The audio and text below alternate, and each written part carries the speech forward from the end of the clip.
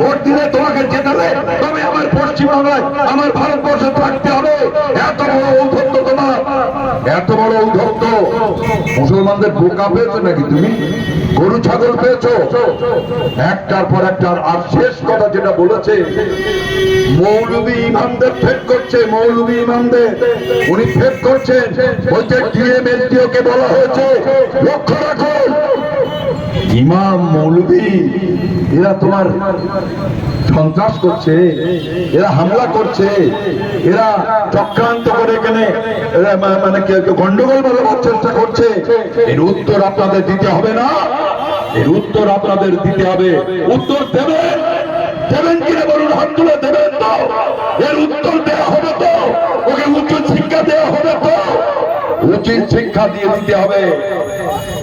আর শেষ করতে চাই আমি এই বলে, পশ্চিম বাংলায় যা সর্বনাশ করার করেছে, শিক্ষা লটে উঠে গেছে।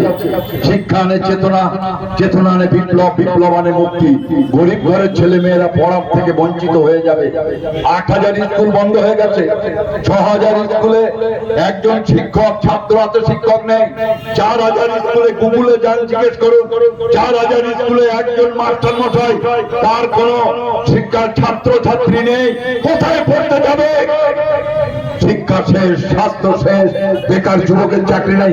বামফ্রন্ট ক্ষমতা আসলে বামফ্রন্টের যে আমরা 294টা আসনে দিয়েছি, এই বিশ্বজিৎ মাইতি, ওদিকে আমাদের অশোকনগরের তাপস ব্যানার্জিরা, আমাদের সিপিআইএম এর থেকে শুরু করে আপনারা যদি যেতাম, আমরা আমাদের ইস্তাহারে বলছি প্রতিটি পরিবারে ভাতা নয় একজন বেকারের চাকরি দেওয়া হবে। আমরা যদি আসি কৃষকের ফসলের আজকে সব মূল্য দেওয়া হবে। আমরা যদি ক্ষমতায় আছি তাহলে এসএসসি থেকে আজকে যে পিআরসি থেকে শুরু করে প্রতি বছরে রাজ্য সরকারি কর্মচারী থেকে শুরু করে শিক্ষক থেকে শুরু করে যেখানে যেখানে খালি থাকবে সেখানে নিয়োগ হবে। আমরা যদি ক্ষমতায় আছি প্রবীণ নাগরিকদের মাসে ৬,০০০ টাকা করে ভাতা দেওয়ার ব্যবস্থা করব। এটা স্মার্ট মিটার। ওহে নরেন্দ্র মোদী, কোন হিন্দু রাষ্ট্র হবে?